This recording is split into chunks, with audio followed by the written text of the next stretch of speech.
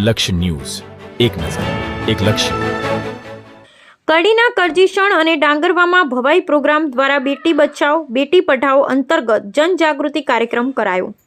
જિલ્લા આરોગ્ય શાખા મહેસાણા અને તાલુકા હેલ્થ કચેરી કડીના માર્ગદર્શન હેઠળ બેટી બચાવો બેટી પઢાઓની ઉજવણીના ભાગરૂપે જનજાગૃતિ ભવાઈનો કાર્યક્રમ કરજીસણ અને ડાંગરવામાં કરવામાં આવ્યો હતો, જેમાં પ્રાથમિક આરોગ્ય કેન્દ્ર જુલાસણના આયુષ્યમાન આરોગ્ય મંદિર કરજીસણ ગામમાં, આંગણવાડી સામે અનેક પ્રાથમિક આરોગ્ય કેન્દ્ર ડાંગરવામાં વચલી શેરીમાં શુક્રવારના રોજ ભવાઈ પ્રોગ્રામ કરી બેટી બચાવો અને બેટી પઢાઓના પ્રચાર પ્રસારની કામગીરી કરવામાં આવી હતી.